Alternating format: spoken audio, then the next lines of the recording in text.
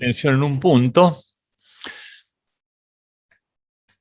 ¿Se alcanza a ver bien esta filmina? ¿Me escuchan bien? A ver el micrófono. ¿Sí? Bueno.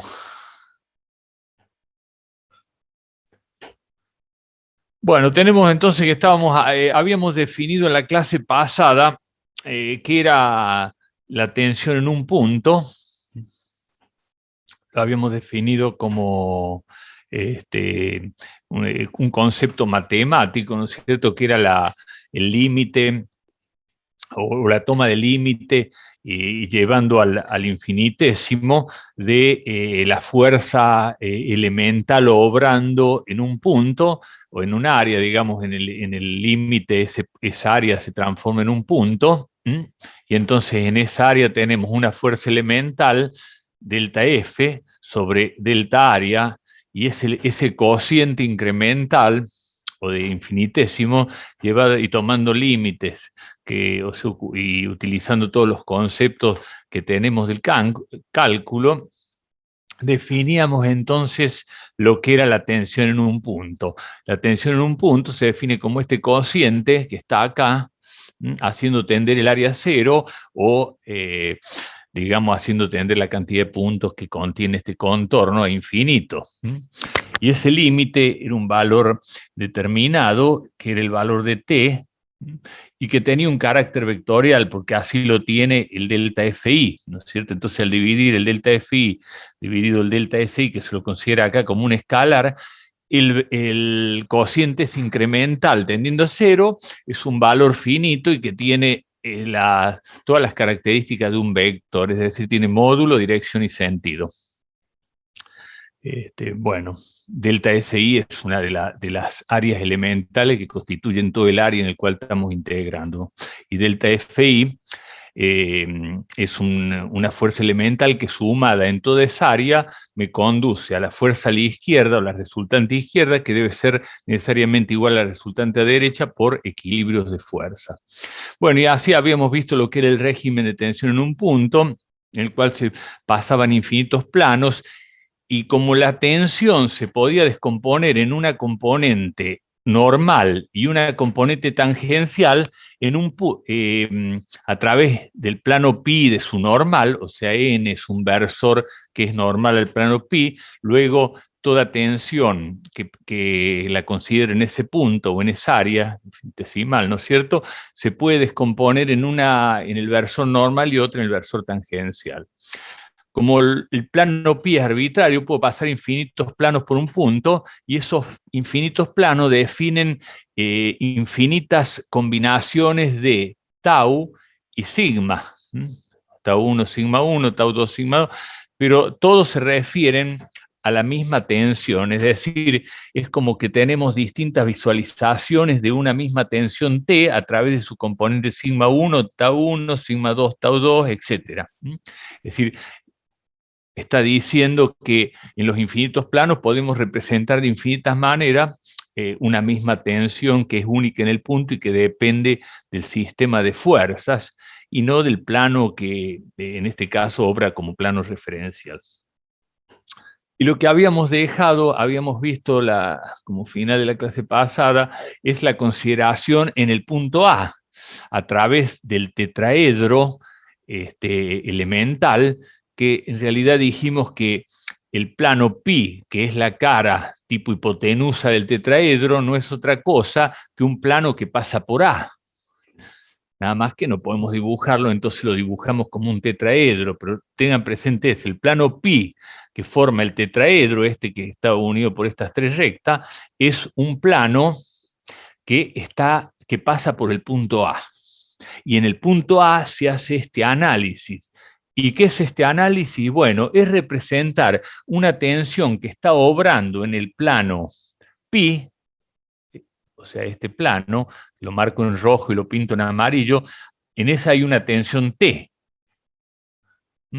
Bueno, esa tensión T la vamos a equilibrar con tres grupos de tensiones ortogonales, es decir, acá Por un lado, en el plano pi, de un lado del plano pi está actuando una tensión T, que acá en otra se los he dibujado, acá está, en el plano pi, está actuando T, con su componente normal y su componente tangencial.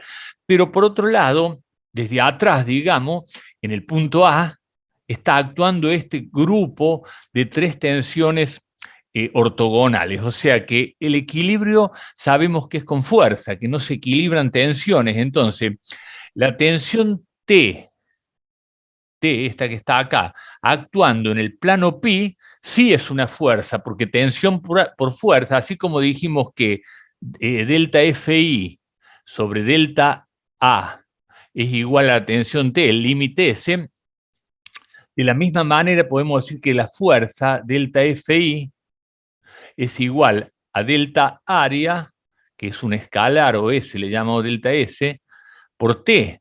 Es una ecuación vectorial. De un lado está la fuerza de delta Fi, por otro lado está delta S, que es un escalar por un vector. Entonces, quiere decir que la fuerza que está actuando en el plano pi es T vectorialmente por el área de este plano pi del tetraedro. Eso es por un lado. Si no tuviera equilibrio, eso movería el plano para un lado, pero del otro lado del plano hay actuando un menos Tn, digamos, cuyas componentes ortogonales, T1, T2 y T3, son, cuyas componentes ortogonales son T1, T2 y T3 vector. Es decir, que T1, el vector T1, vector, ¿no? Más el vector T2, más el vector, perdón, por un área, por otra área es igual a delta S por T. Es decir, hay un equilibrio de fuerzas. Por un lado, T actuando en el plano pi, y por otro lado, cada uno de las T1, T2 y T3 actuando en estas superficies ortogonales. Es decir, T2 está actuando en esta que les marco ahora. T1 está actuando en aquella de allá. Y bueno, y T3 en la de abajo. Entonces se hace el equilibrio de fuerzas. Bueno, para eso deben recordar un poquito qué son los planos ortogonales, cómo se define un plano tridimensional positivamente orientado respecto del producto vectorial, ¿no es cierto? Bueno, todas esas son cositas que corresponden con la geometría analítica, como así también qué son los cosenos directores. Los cosenos directores de un plano son los ángulos que forma el versor normal al plano con los tres ejes ortogonales. Entonces tendremos el coseno de alfa, coseno de beta y coseno de gamma, que los denominamos alfa, beta y gamma. Es decir, cuando decimos alfa, beta y gamma no son los ángulos, sino que son los cosenos de los ángulos, que son los ángulos, el coseno de los ángulos, trigonométricamente hablando, que son esos valores que se refieren a los ángulos que forma el versor normal con cada uno de los ejes ortogonales. Recordemos que en trigonometría, y por eso se trabaja, se estudia trigonometría, el coseno y el seno tienen un carácter proyectante, es decir, que si yo tengo una recta y tengo un vector, y tengo un ángulo, la proyección de ese vector sobre la recta con la cual forma el ángulo es igual al vector, por ejemplo t, por el coseno de alfa.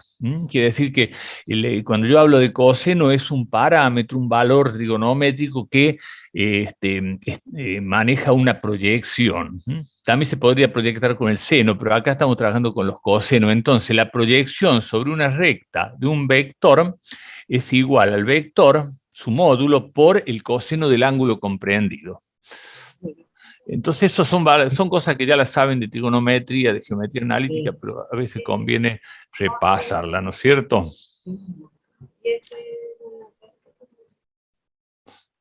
Un segundito. Bueno, voy a sacar esto.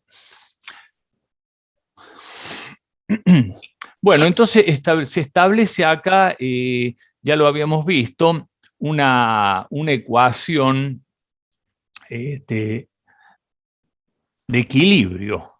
Esto que está acá es la fuerza que actúa sobre el plano de diferenciales Cn debido a la tensión Tn, esta que está a la izquierda, la primera, perdón, y si hubiera pasado a la derecha, todos estos tres términos hubiera quedado en una situación de equilibrio entre la fuerza de Tn actuando en D diferenciales Cn con cada una de las fuerzas que actúan en los planos ortogonales. Bueno, acá pasamos a la izquierda, entonces la diferencia es igual a cero. Esto es una ecuación, recuerden entonces, de equilibrio. Acá por eso la ecuación vectorial de equilibrio es de fuerzas, no de tensiones. Bueno, y entonces, bueno, acá, ¿qué pasa? Este de la derecha es un vector por un escalar, entonces es una operación que es permitida en la álgebra vectorial, es dividir todo por un escalar. Y bueno, ¿qué escalar dividimos? Y bueno, dividimos por diferencial de Cn y acomodando los términos tenemos esto que está acá. O sea, dividimos por diferencial de...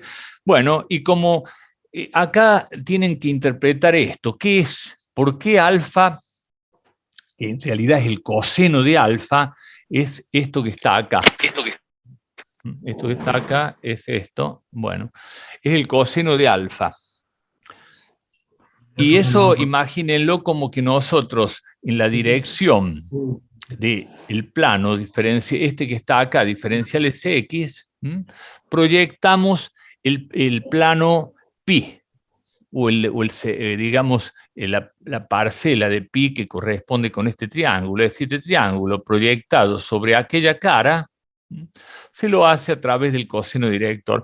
Obviamente esto no lo vamos a demostrar, se puede mostrar fácilmente, es una herramienta que se puede ver en geometría analítica, ¿no es cierto?, que en el espacio la proyección de un área es el área no proyectada por el coseno en la dirección que yo quiero sacar y sé cuál es entonces el área proyectada. Es decir, esta área con un ángulo es igual al área esta que está acá abajo. Es decir, la proyección de un área es lo mismo que proyectar un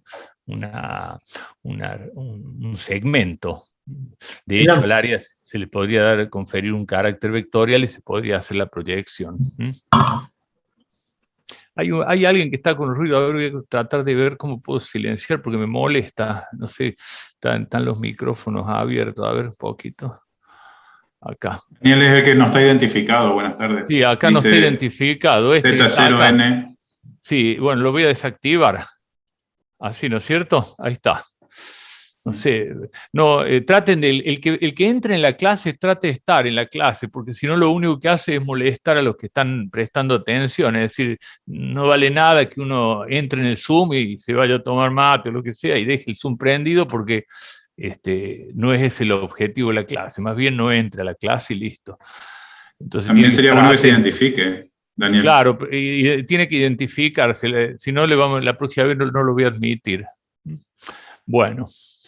Estamos entonces. Bueno, entonces estamos con la proyección de las áreas, ¿no es cierto? Y por lo tanto, este equilibrio ahora se puede escribir de esta manera.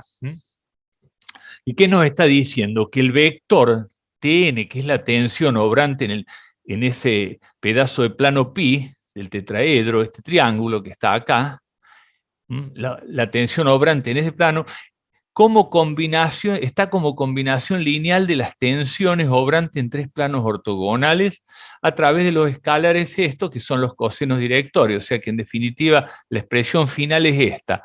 Y nos dice que una tensión actuando en un plano determinado pi es igual a la tensión actuando en tres planos ortogonales, cada uno multiplicado por el coseno director, que es alfa, ¿no es cierto? Alfa, recuerden que alfa es el coseno de alfa. Ahí le pone alfa por una situación de facilitar un poco la fórmula. Entonces, esto se llama combinación lineal, o sea que si yo conozco las tensiones obrantes en tres planos ortogonales, puedo obtener la tensión obrante en cualquier plano si conozco sus cosenos directores. Es decir, vamos a ver, acá yo conozco la tensión T1, T2 y T3, son datos, T1, T2 y T3, y si yo cada una de ellas los multiplico por el coseno director que corresponde al plano analizado del versor normal al plano, puedo obtener la tensión Tn, que es la tensión obrante en ese plano. Es una relación analítica. Bueno, ahora bien, yo había definido, lo habíamos definido, a ver dónde, por acá. Acá, yo les había comentado ya que en cada plano, la tensión obrante, cada plano ortogonal, la tensión obrante se descompone en una normal y dos tangenciales. Y habíamos hablado sobre la nomenclatura, es decir, que en el plano ZI obra la tensión normal sigma X, que es el subíndice del eje normal al plano analizado, es decir, estamos analizando el plano ZI. ¿Cuál es la dirección normal? X. Luego la tensión normal sigma tiene esa dirección. Y las dos ortogonales se corresponden con el primer índice, se refiere a qué tensión normal asociada estamos hablando, y el segundo índice, la dirección del eje. Es decir, entonces, a sigma X, acá, está asociado tau XI, que es tau X, porque está asociada a la normal X, y Y, porque tiene la dirección del eje Y, bueno, y la Z lo mismo. Para cada uno de los planos ortogonales se definen esas tres tensiones. Acá lo pueden ver, miren un poquito ahí. Y se puede expresar también como combinación lineal T1, T2 y T3, como combinación lineal de sigma X, tau XY y tau XZ, a través también de los versores en los ejes. Recuerden que I, J, K son tres versores, que son vectores cuyo módulo es 1, y cuya dirección son la del eje X para I, la del eje J, es I para el eje X, J para el eje Y y K para el eje Z. Son los tres versores ortogonales. Recuerden, entonces los tres versores será I, J, K. Son tres versores ortogonales. Y sigma X, tau XY, tau XZ se expresan, y todas las tangentes se expresan en su eje y nos da las combinaciones lineales T1, T2 y T3. Esta es otra nomenclatura con subíndice, donde el eje, cuando tenemos índices iguales, es una tensión normal, y cuando tenemos ejes distintos, son tensiones tangenciales. Entonces, sigma X es T11. Esto es una nomenclatura nomás.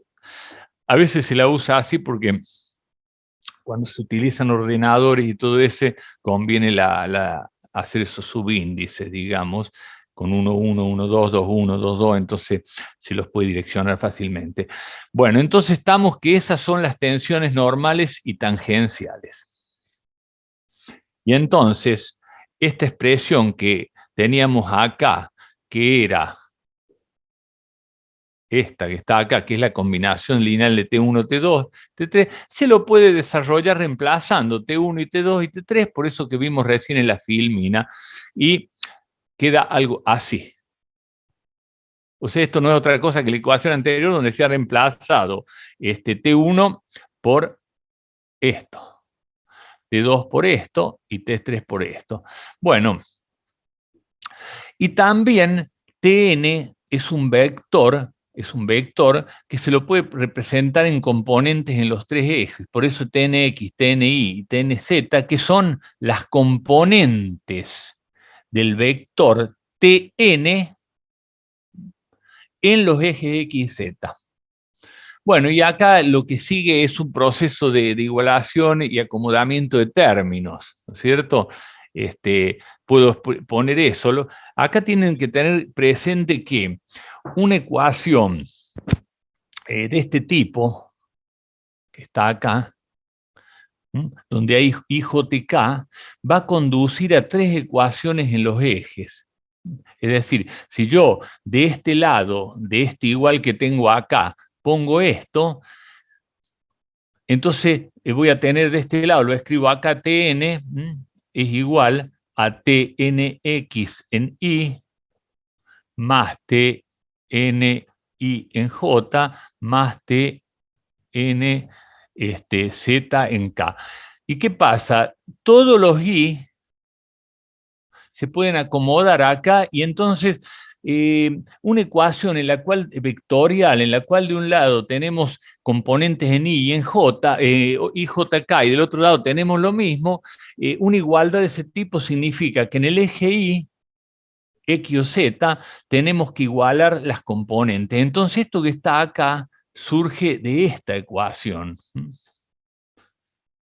¿Qué es todo lo que hay en I? Bueno, es esto que está acá, de este lado, y del otro lado, esto que está acá, en J en K. Entonces, esa ecuación vectorial en el espacio se transformó en tres ecuaciones escalares en los ejes. Esa sería la definición matemática de esto que acabo de escribir. Es decir, esto que está acá es una ecuación vectorial de tensiones en los ejes.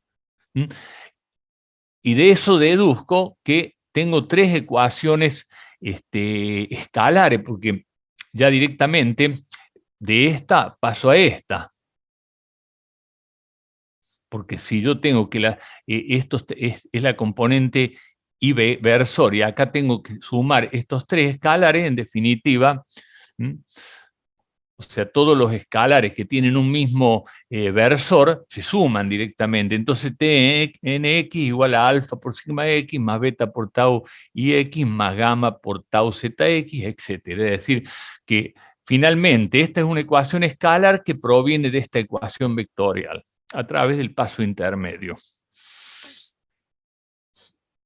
Y que también puedo escribirla de esta manera.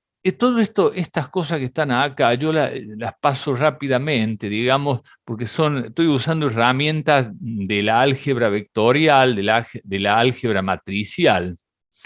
Es decir, esto que está acá, lo puedo expresar como esto. ¿Por qué? Porque esto es una matriz columna que está igual a una matriz por otra matriz columna. ¿Y cómo se obtenía cada uno de estos términos? Este término que está acá, que lo pongo en amarillo, es la suma de los productos de esta fila por la columna. Me va a dar esto. Este segundo término es esta fila por la columna y este tercero es esta fila por la columna. O sea que esto que está acá abajo es una representación matricial de este sistema de ecuaciones. O sea, esto es igual a esto. Es decir, si yo hago este producto que está acá, en la forma que nosotros conocemos, se realizan los productos de matrices, que es columna por fila, o fila por columna, obtenemos esto. Este grupo de tres filas, porque esto no es otra cosa que tres filas, ¿no es cierto? Y fíjense, si yo acá hago una por tres, y este es 3 por 3, y este es 1 por 3, o 3 por 1, es decir, habría que poner nomás esto en forma de fila. 3 por 1 me queda 1 por 3, que es esto, ¿no es cierto? Una columna con tres filas. Bueno, y en forma más sintética se puede poner así, ¿no es cierto? Ve, acá uso la nomenclatura I, y ahí está significando que eso hay que extenderlo a los tres subíndices X y Z. Pero en definitiva, esto que está acá, con mayor o menor formalismo, es la ecuación, es esto mismo, esta expresión, que es muy distinta. Aparentemente es la misma cosa, es decir, una forma sintética. En vez de escribir todo eso, yo escribo esto. ¿Y qué es sigma? Esto que está acá ya no es sigma normal. Sigma es una matriz que así se le llama a la matriz formada por los 9 elementos que son sigma X, sigma Y, sigma Z, tau XY, tau XZ, tau IX, tau ZX, tau ZI, ZX, tau ZI. Es decir, una matriz de 9 elementos. Esta que está acá es.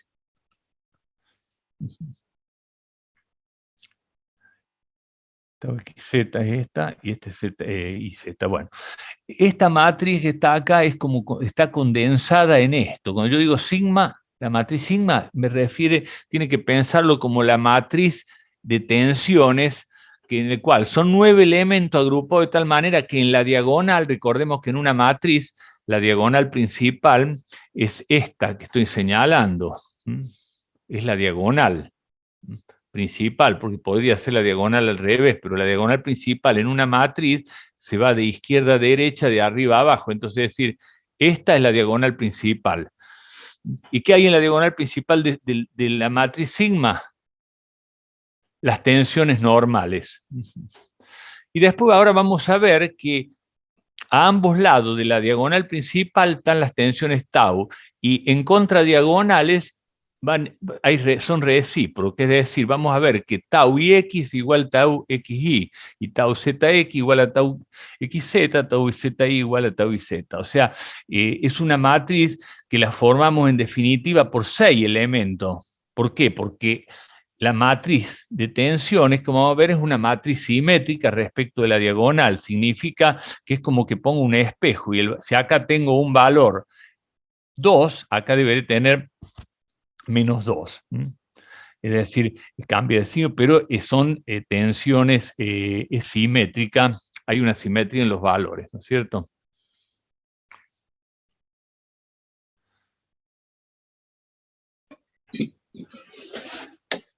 Bueno,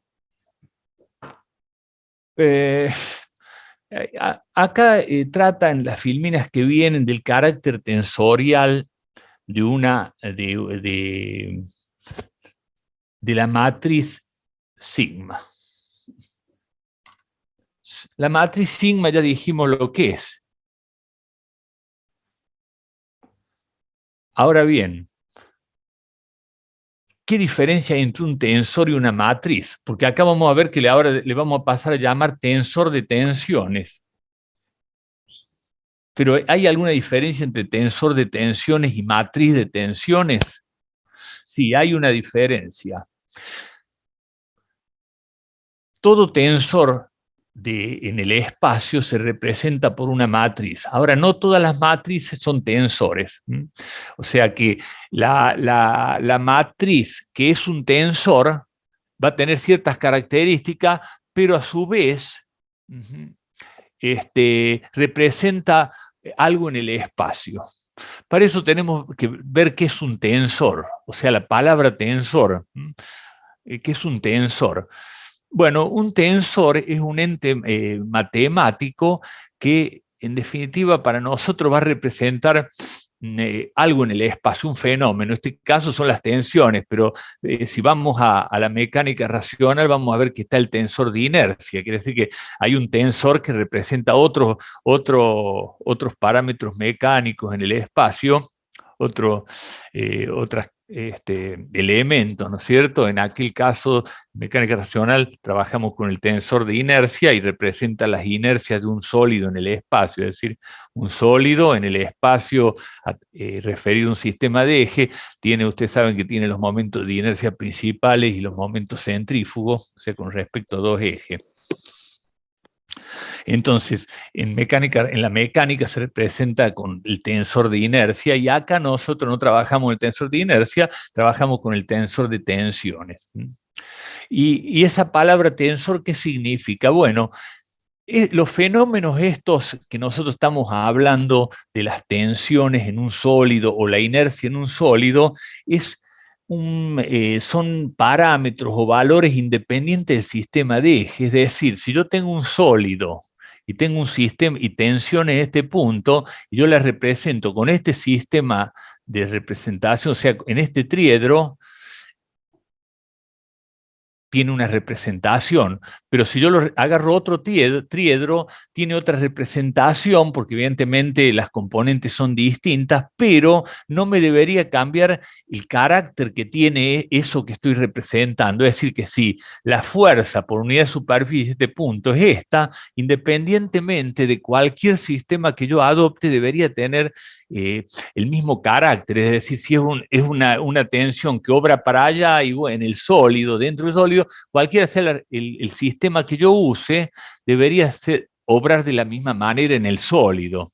Entonces hay un aspecto que es lo que esa propiedad que tiene la tensión en el sólido, eso que le corresponde al sólido, y otra cómo la represento. Entonces, lo mismo pasa con el vector. El vector es un tensor. El vector es un tensor, vamos a ver que de orden 1. Y el tensor de tensión tiene orden 2, de segundo grado. Es decir, el vector también es un valor que es independiente del sistema. Es decir, si yo tengo un sólido, imaginen este sólido, y pongamos algo de la cinemática, el vector velocidad de este sólido, qué sé yo, 20 kilómetros por hora y en esa dirección. Si yo me pongo en distintos referenciales, el vector velocidad va a estar representado por otras componentes, ¿no es cierto? Porque hay infinitos sistemas que pueden representarse, habrá infinitas componentes, pero la propiedad de la velocidad en esa dirección para el sólido debe ser independiente. Entonces el vector es un tensor, porque el tensor, esa palabra que estamos tratando de definir, es un ente matemático que es independiente del sistema de ejes, pero que en los distintos sistemas representativos o distintos sistemas de coordenadas va a tener distintas componentes, pero tiene que tener propiedades intrínsecas a él mismo, independientes del sistema. Eso se llaman invariantes del T. Entonces, si yo, por ejemplo, para darle un ejemplo simple, tomo la velocidad del sólido, esta es la velocidad del sólido, digamos, 20 kilómetros por hora en esa dirección, un invariante es el módulo del vector. Ustedes saben que si yo pongo este sistema acá, tiene distintas componentes, pero cuando yo saque el módulo siempre me va a dar el mismo. ¿Por qué? Porque en el vector el módulo es un invariante. O sea, y tiene que ser así, porque los 20 kilómetros por hora me pongan un referencial o en otro es lo mismo, para la mecánica clásica, ¿no es cierto? Para otro qué sé yo, la mecánica relativista pues es distinto, pero mecánica clásica el módulo es un invariante. Entonces es un invariante. Bueno, entonces el vector es un tensor de grado 1. El escalar también es un invariante, porque si yo digo que yo ponga por ejemplo, ¿cuál puede ser un escalar? La temperatura de un cuerpo es una medida de un escalar. O sea, la temperatura de un cuerpo se mide a través de un escalar, que es 20 grados, 30 grados, un escalar. Ahora, cualquiera sea yo la escala que tome, cuando lo conduzca en grado va a ser siempre 20 grados, o sea que cualquiera que yo mida con un termómetro que empieza en menos 20 hasta 80, cuando yo mida, sí, me va a dar una medida relativa, pero cuando yo establezca las diferencias van a saber que es siempre 20 grados. Entonces el escalar es un tensor de grado 0.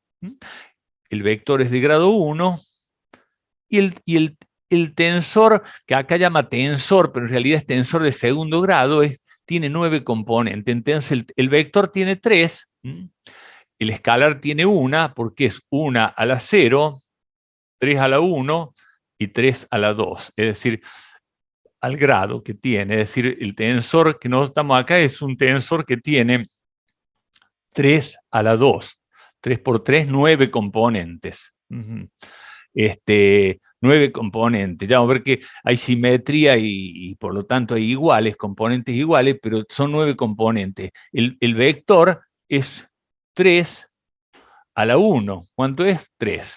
Y el escalar es 3 a la 0, que es 3 a la 0, 1. Entonces, bueno, y así se puede, en otros campos de la física se definen tensores tercer o cuarto grado, que a nosotros no nos interesa. Nosotros en la mecánica y en la mecánica estructural, específicamente en este caso, estudiamos tensores de segundo grado que tienen 9 componentes.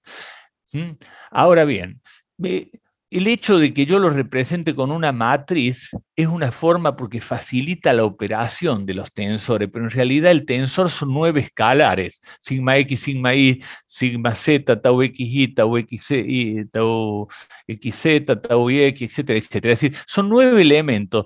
Yo al ordenarlo en forma matricial, me va a facilitar operaciones posteriores, pero entendamos que el tensor son 9 escalares, ¿m?, que están ordenados de cierta manera, formando una matriz para facilitar la, la operatividad, la operación de los tensores, ¿no es cierto?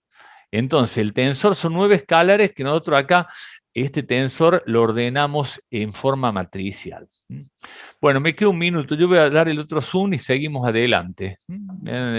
Compagino unos minutos y le mando el siguiente zoom para ya arrancar con el tensor de tensiones, que es lo que vamos a estudiar ahora. Sí. Vamos a dejar de compartir y le mando. Vamos a continuar con ese tema que estamos metidos lleno, que es el tema del tensor de tensiones. Entonces dijimos que el tensor es un ente matemático que va a representar algún fenómeno en el espacio, en este caso son las tensiones, podría ser las inercias, por ejemplo, y que ese tensor tiene distintas representaciones, es decir, el mismo tensor de tensión sigma de un sólido tendrá 9 elementos, pero que pueden ser distintos según el sistema que lo represente. O sea, cambio el sistema de representación y cambian los 9 valores. Pues, pero es el mismo tensor, es el mismo fenómeno y por lo tanto vamos a ver que tiene una serie de invariantes que permanecen, que son iguales, cualquiera sea el sistema en el cual yo lo represente. ¿Mm? Entonces, hay un tensor sigma en un sólido para un punto y hay distintos sistemas, Z, X, y acá puede haber otro, Z, XY, bueno, y entonces, pero el fenómeno es uno solo, que es la tensión en ese punto, y por lo tanto debe tener invariantes independientes del sistema de representación, es decir, tomo distintos sistemas de representación y son distintos los 9 valores, pero vamos a ver qué invariante. De todos los sistemas que yo puedo tomar, vamos a ver que hay un sistema en el cual el tensor tiene por representación una matriz de ese tipo que se denomina matriz diagonal. Es decir, todo sistema, todo tensor se puede representar en un sistema, hay algún sistema, esa sería la forma de decirlo, hay algún sistema en el cual su representación es diagonal. Es decir, este tensor acá no es diagonal. Suponemos que no sean, para que sea diagonal tiene que ser 0 todos los valores menos la diagonal principal, por lo menos 1. Por ejemplo, este sería un tensor diagonal, ¿cierto? Porque si son todos, si el 2 también es 0, todos son 0, la tensión es nula, no existe. Entonces, por lo menos alguno de las diagonales tienen que ser distinto de 0. Bueno, podrían ser los 3 de la diagonal distintos, podrían ser de a 2 iguales, etcétera, según el tipo de tensión que estemos representando. Pero para que sea diagonal, los valores que están fuera de la diagonal principal, que serían estos que están acá, estos 6, son 0. Entonces, todo tensor tiene una representación diagonal. Esta sería la representación diagonal de, por ejemplo, este tensor. Ahora, recordemos de geometría analítica que podemos representar una matriz, y en este caso esa matriz es un tensor, en distintos sistemas, y va a haber lo que se llama transformación lineal o transformación de un sistema a otro. Es decir, si acá yo tengo el sistema, el tensor representado por sigma, para pasar a una representación sigma prima que tendrá otros valores, ¿no es cierto? Se lo hace a través de la matriz de rotación. O sea, en la geometría analítica, en el espacio, una matriz puede significar este, la rotación de un sistema respecto del otro. Por eso dice acá, podemos pasar de una representación a otra a través de rotaciones del sistema referencial. Sabemos que un cambio de eje mediante rotación, porque no estamos hablando de traslación, se obtiene mediante la aplicación de una matriz sobre el tensor dado. Entonces, ¿cómo se hace esa aplicación? Y bueno, premultiplicando y posmultiplicado por la matriz de rotación, en forma de que va la transpuesta de la inversa, y acá tenemos la transpuesta de A. En definitiva, operando se obtiene que la representación en el sistema prima, o sea, sigma prima, es igual a sigma premultiplicado por A, que es la matriz de rotación, y posmultiplicado por su transpuesta.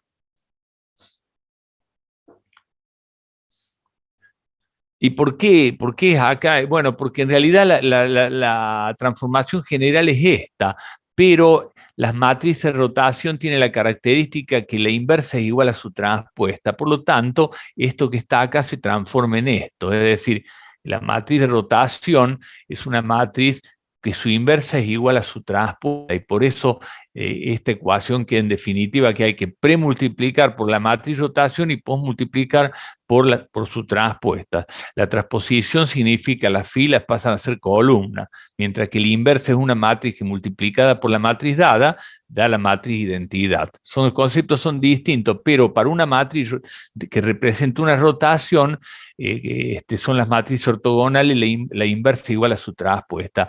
Y entonces la representación del tensor con un cambio de eje por rotación es igual a esta expresión que está acá. Y se hace perfectamente porque 3 por 3 es A, 3 por 3 es sigma y 3 por 3 es a transpuesta. Luego el resultado de esta operación, como se ha definido el producto de matrices, da una matriz 3 por 3, que es el tensor en la nueva base o en la nueva referencial.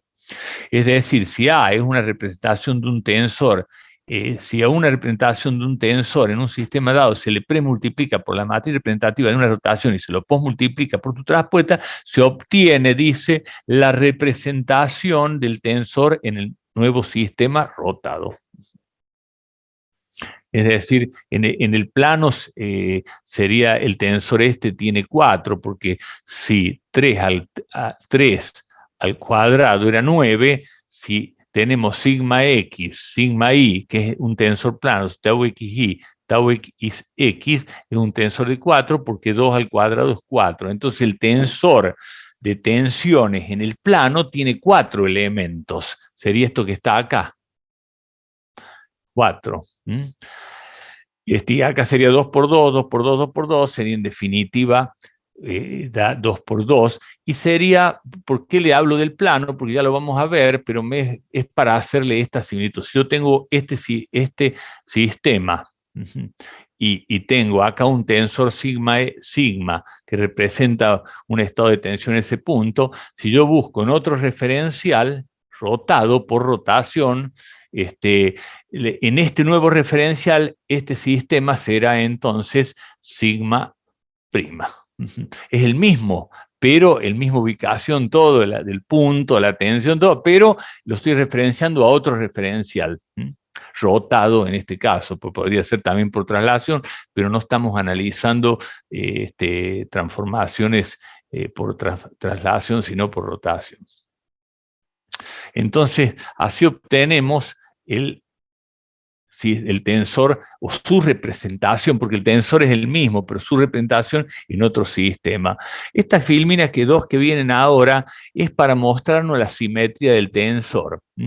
El tensor de tensiones es simétrico, porque podría ser no ser simétrico, podría ser antisimétrico. Un tensor simétrico se representa por una matriz simétrica, y si tomemos la diagonal, tiene que ser, por supuesto, cuadrada, y entonces el valor que está acá es igual al que está acá, el que está acá igual que está acá, y el que está igual acá. Es decir, son simétricos, como si pongo un espejo en el mismo. Ese sería un tensor simétrico. Podría ser un antisimétrico, pero no sería el tensor de tensiones. Hay tensores antisimétricos, pero el tensor de tensión es igual que el de inercia simétrico, el momento de inercia de centrífugo XY igual a IX, etcétera, ¿no es cierto? Bueno, acá pasa lo mismo, y entonces el teorema de Cauchy, que se conoce en resistencia de materiales, demuestra la reciprocidad de las tensiones tangenciales. Bueno, la demostración, si la quieren ver completa, está en el libro, por ejemplo, el libro de Flies de resistencia de materiales, el libro del tomo 2 de Flies, donde está toda la parte de elasticidad. En la primera parte está la demostración del teorema de Cauchy, está en cualquier otro libro también porque es un clásico de la elasticidad, la demostración. Hay demostraciones más rigurosas y algunas demostraciones menos rigurosas, pero en definitiva se llega a la misma conclusión. Bueno, acá se establece una convención de signo, hay distintas convenciones de signo. Nosotros vamos a usar esta convención, que es la que usa, por ejemplo, el libro Timoshenko-Goodyear, que se denomina el libro Teoría de la Elasticidad. Es la más común de las convenciones. Puede haber otras convenciones. Ustedes saben que las convenciones las adoptamos y debemos ser después congruentes en todas las deducciones y todo con esa convención. Bueno, este cubito se llama cubo elemental.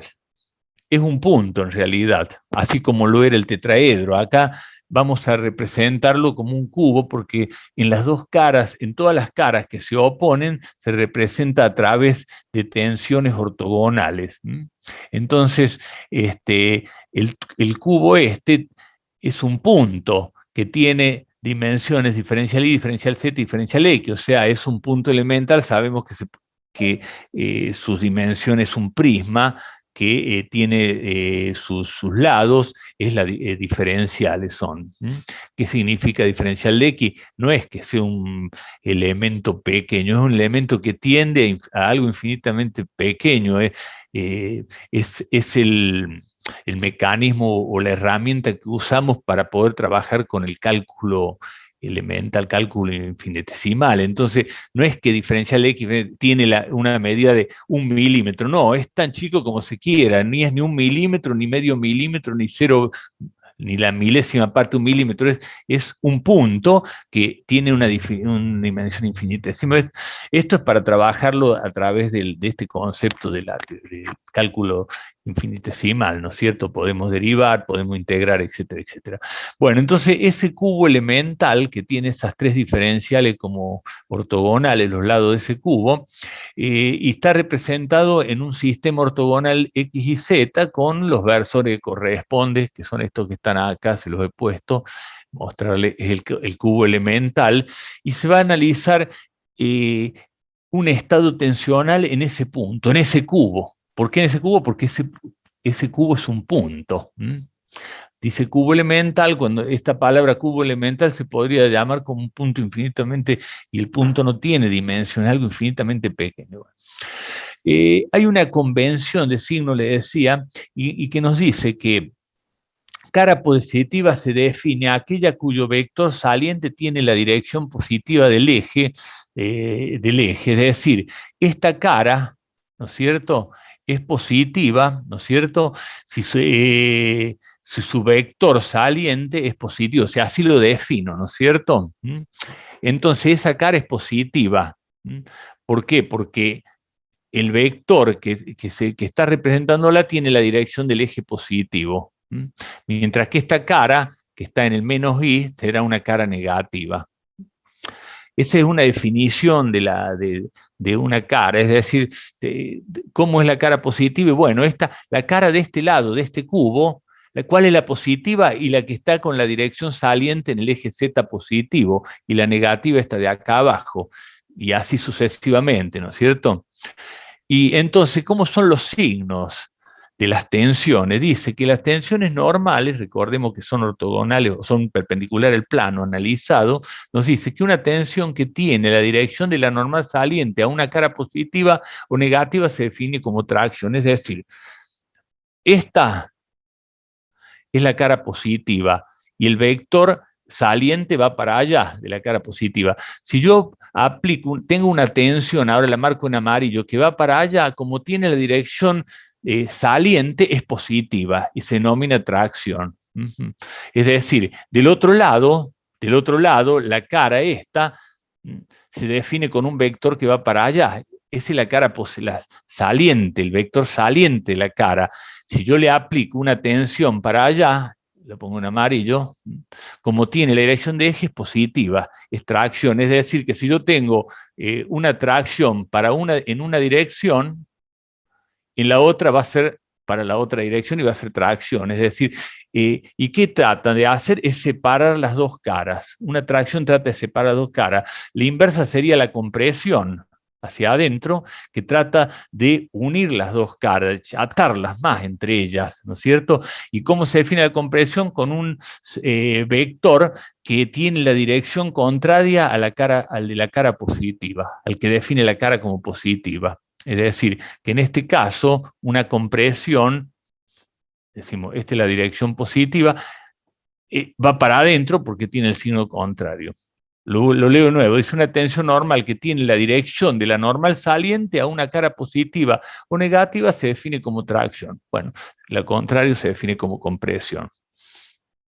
Y físicamente la tracción trata de separar las dos caras, la compresión trata de juntarlas. ¿Estamos?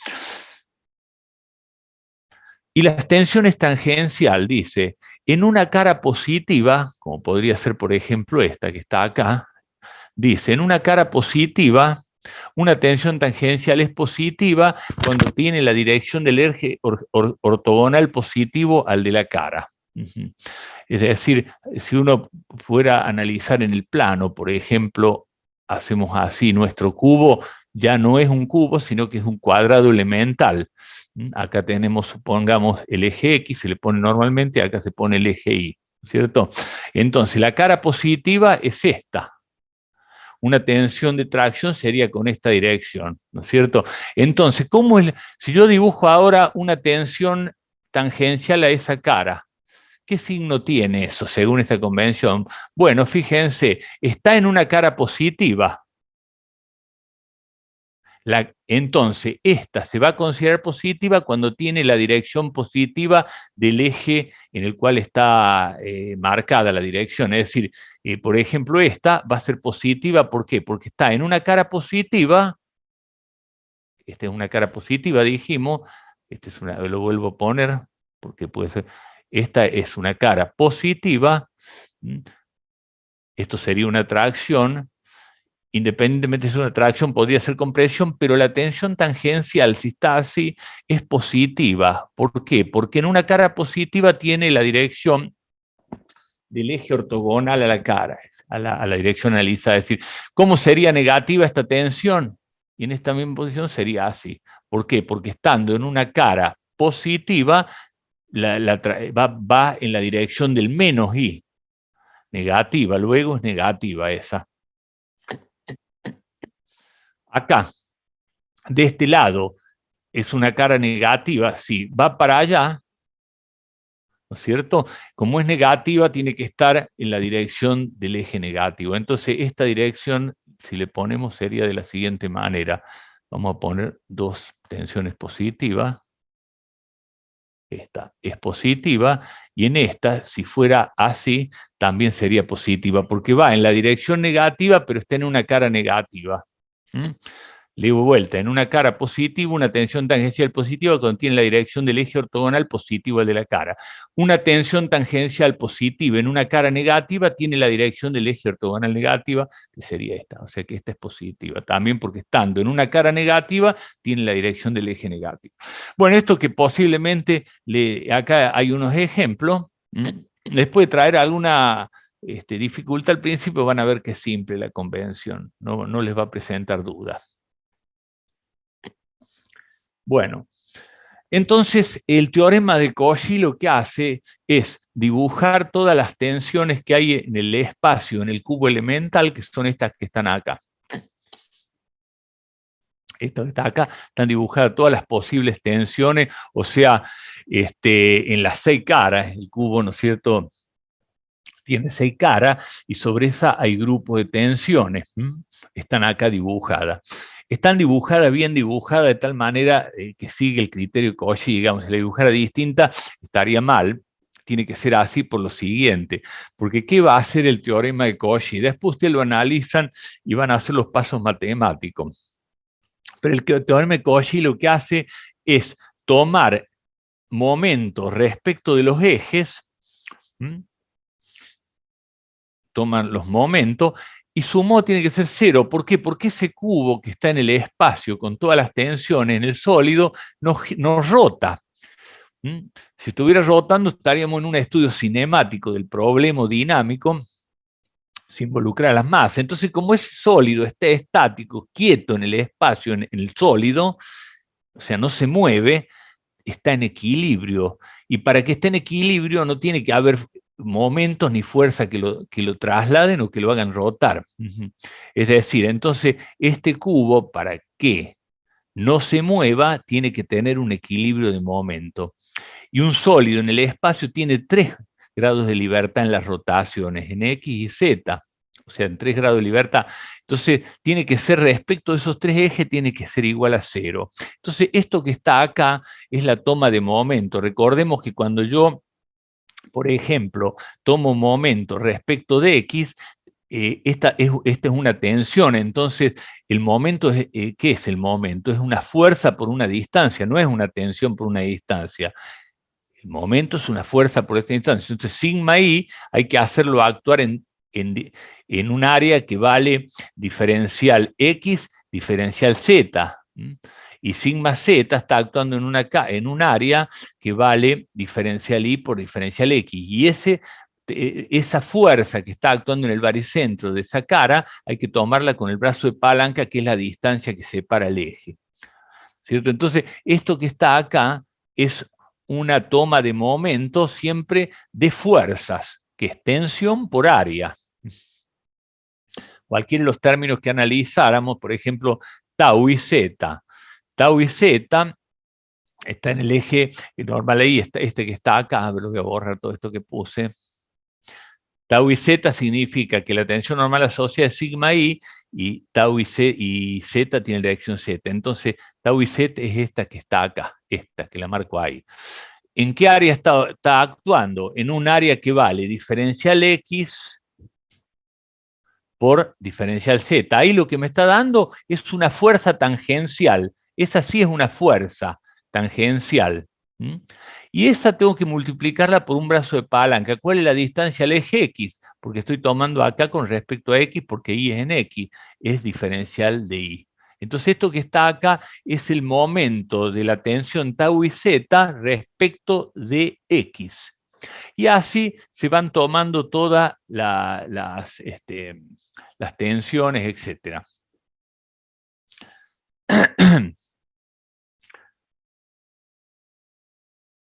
Porque, y acá usted me va a preguntar, ¿y cómo? ¿Y dónde están las tensiones normales? ¿Por qué acá en esta ecuación de momento no figuran las tensiones normales si también provocan una fuerza? Y bueno, porque fíjense, la tensión sigma i actuando en este plano va para allá, y esta de la otra cara tiene que tener por el equilibrio una que va para allá, actuando esta cara, son iguales. Entonces, al tomar momento respecto de x, se equilibra. O sea que ya ahí yo la podría escribir toda la sigma, pero llegaría a una simplificación. Entonces, ustedes van en alguno de los libros, está toda escrita, un montón de renglones. Yo lo hice para facilitar esto, ya lo eliminé, pero digamos, las tensiones sigma no provocan, y cualquiera que tome la z, por ejemplo, respecto de y, cero, o cualquier eje. ¿Por qué? Porque las tensiones son colineales y por lo tanto, y como el área son iguales, el momento se equilibra. Bueno, entonces estamos que por eso las tensiones normales no están acá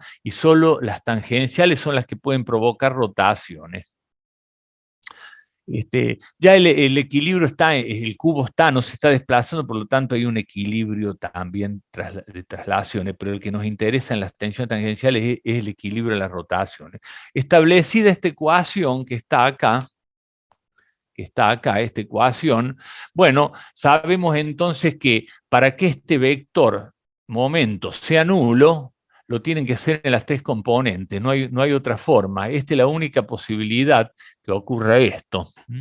Significa que la componente en X debe ser 0, en J en K. Las tres componentes, porque son de respecto de tres ejes. Para que el momento sea nulo, lo deben ser las componentes sobre los tres ejes. Y bueno, y de esto surge esta ecuación, de esto que está escrito acá surge esta ecuación, o sea, una ecuación vectorial, como pasó antes, nos lleva a tres ecuaciones escalares. Y bueno, de acá se deduce fácilmente que tau i z es igual a tau zi, porque es la única manera. Ustedes mírenlo aquí, van a ver que tiene que ser esta igual a esta, el signo contrario, o sea, se deduce y se llega a esto. Quiere decir que tau xi es igual a tau ix, tau zx igual a tau xz, tau zi igual a tau iz. Es decir, son lo que se llama reciprocidad de tensiones tangenciales que se puede expresar en forma general con esto. O sea que este tensor es simétrico. Es simétrico, significa que de la diagonal este es igual a este es igual a este, y este es igual a este. Tensor simétrico.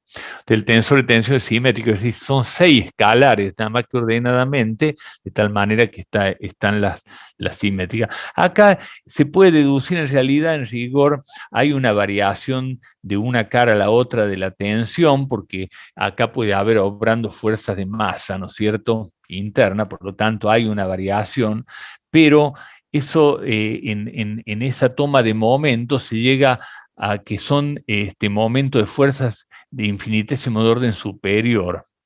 Es decir, si uno da 1,2, el otro da 0,012, entonces se puede despreciar.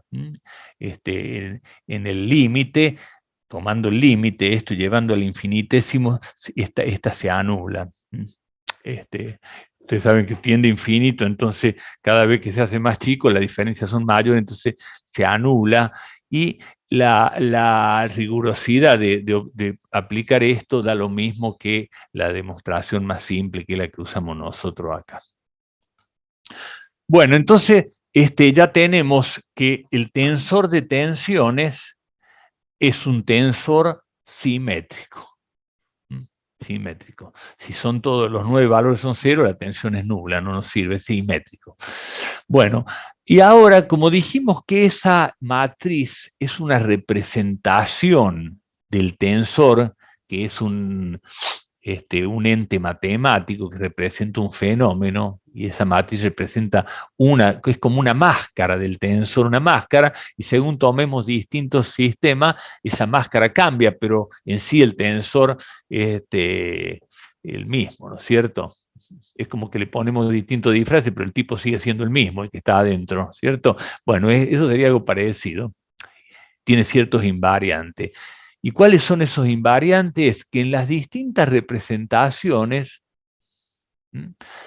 ese invariante es el mismo. Ese es un valor que se considera, pero hay varios invariantes. Por ejemplo, el invariante escalar, que nos dice que si sumamos los números de las diagonales, que es 3 más 2 menos 1, me da un valor, y si yo tomo, le hago una transformación de rotación y obtengo otra máscara de ese tensor, voy a volver a sumar la diagonal y me da lo mismo. En particular, por ejemplo, la representación diagonal, donde es sigma 1, sigma 2, sigma 3, y los demás son 0. Esa es la representación diagonal. Entonces, la suma de esos, con la suma de cualquiera, va a dar exactamente lo mismo. Es un invariante escalar. Después, el determinante también es un invariante. No voy a ponerme cómo se resuelve un determinante, usted ya sabe, ¿no es cierto? Hay que hacer multiplicar, tomar un valor y multiplicar el determinante menor, ¿no es cierto? Bueno, hay que sacar, y el determinante menor se saca como diagonal, se multiplica la diagonal principal menos la contradiagonal, etc. Bueno, ¿cómo se define el determinante? Se lo puede hacer con una calculadora, determinar el determinante, y tendríamos que el determinante de esto es lo mismo que el de esta, de la otra representación, porque el determinante es un invariante. Y también la suma de los determinantes menores. Bueno, el que más se utiliza son estos dos, ¿no es cierto? Entonces, son los invariantes. Entonces, cualquier representación que tengamos del tensor tiene que ser un invariante. Si nosotros hemos hecho una transformación, con una transformación coordenada, buscamos una nueva representación y nos da otros invariantes, al calcular otra suma, por ejemplo, la diagonal, hemos hecho mal la operación. Es una forma también de comprobar que hemos operado bien al hacer una transformación mediante una rotación, porque la rotación era esta. Y evidentemente al hacer estos cálculos podemos cometer un error porque son sumas y productos simples, pero se comete error con los signos, etcétera, y nos da, al tener partimos de sigma y nos conduce con la rotación a sigma prima, pero resulta que al sumar las diagonales los dos, no da, no da lo mismo. Entonces no es algo hicimos mal, porque debería dar igual si es un tensor, ¿no es cierto? Y cualquier matriz simétrica es un tensor, y por lo tanto cualquier matriz simétrica admite un invariante, tres invariantes, ¿no es cierto? Hay otros, esos son invariantes escalares, pero hay también invariantes vectoriales, ¿no es cierto? Bueno. Pero bueno, nos interesa saber el concepto de cuáles son los invariantes. Bueno, ¿qué son los vectores propios? Los vectores propios de una matriz simétrica, y por lo tanto nosotros tenemos acá los vectores propios de el tensor de tensiones. A ver, estoy acá. Es decir, este fenómeno de los vectores propios es una propiedad de las matrices simétricas. Y entonces los tensores, como están representados por matrices simétricas, tienen la propiedad de los vectores propios. ¿Y qué son los vectores propios? Bueno, los vectores propios son vectores que van a ser ortogonales y podemos sacar los versores propios. Los versores propios son una versorización de un vector propio. Recuerden que el versor se obtiene dividiendo cada uno de sus componentes por el módulo del vector. Es una operación matemática de la matemática vectorial, sacar un versor partiendo de un vector. ¿Cómo se hace? Se divide por el módulo, todo su componente por el módulo. ¿Y cómo se obtenía el módulo? Sacando la raíz cuadrada de la suma de los cuadrados de las componentes. Entonces, son operaciones que ya las conocen. Sacamos el módulo y sacamos el versor. Entonces, el versor propio proviene de una versorización de un vector propio. ¿Y qué es un vector propio? Bueno, son tres de los infinitos ternas que podemos representar a sigma, ¿no es cierto? Dijimos que había muchos, podíamos representar infinitos sistemas referenciales, los pongo en cualquier lado. ¿sí? Hay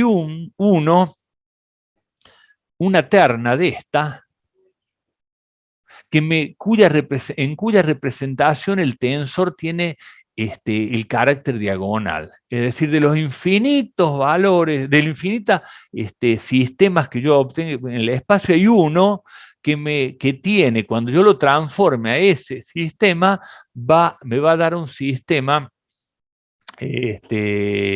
¿cómo es? Diagonal, un tensor diagonal. En realidad, yo cuando esto lo hago para mostrarle, de ponerle infinitos sistemas en cualquier lado, en realidad son todos sistemas que tienen el mismo origen porque están referidos a rotaciones. Pasa que a veces, si yo lo represento acá, complica más, pero en realidad son rotaciones, de todas las infinitas rotaciones que yo pueda hacer y obtener distintas representaciones del tensor, hay una en el cual el tensor se muestra, nos da la cara como sigma 1, sigma 2, sigma 3. O sea, como su representación diagonal. En cualquier otro va a dar otra representación. El sistema de vectores propios es único, es un solo sistema, es decir, con versores propios. Bueno, entonces la determinación de los vectores propios en geometría vectorial y álgebra vectorial, esto es álgebra vectorial, se denomina, ¿cómo es? La determinación se denomina la determinación de los autovectores y autovalores. ¿Qué son los autovalores? Y son los valores de la diagonal. Sigma 1 y sigma 2 y sigma 3 son autovalores. Son las tensiones principales, y son las tensiones normales en el sistema referencial de los versores propios. Ese sistema es único, o sea, no hay otro sistema en el cual yo tenga esos valores, y se denominan tensiones principales, es decir, los autovalores se denominan, para el caso de las tensiones, tensiones principales. Lo mismo sería el momento de inercia. Si mi determinación es los momentos de inercia principales, sería I1, I2 y 3, serían los momentos de inercia axiles respecto de tres ejes ortogonales, que representa el tensor principal de inercia, ¿no es cierto? Déjenme ver un poquito. Yo voy a terminar esto y le voy a mandar un zoom más para poder redondear el tema, porque me quedan 2 minutos y no voy a terminar, y además tengo que iniciar otro tema. Entonces, esto que estamos acá es buscar los vectores propios y, por supuesto, los autovalores propios. Para cada vector propio, es decir, un sistema de vectores propios, son 3 vectores en el espacio. Si fuera en el plano serían 2. Le corresponde un autovalor. Es decir, tenemos los autovalores sigma 1, sigma 2 y sigma 3, y habrá 3 vectores propios, que será B1, B2 y B3. Son los vectores, y que versorizados me forman un sistema referencial que se denomina principal. Entonces los autovalores son los valores principales, y los vectores propios o autovectores es el sistema de representación principal. Bueno, como me quedan 2 minutos, yo voy a cortar acá para mostrarle un poquito esto y seguir avanzando. Entonces voy a dejar de compartir y voy a cerrar la sesión, y le mando en unos minutos el tercer Zoom. Vamos a un poquito.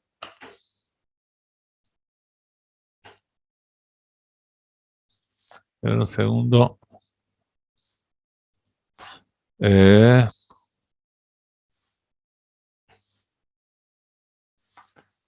Bueno, estamos trabajando sobre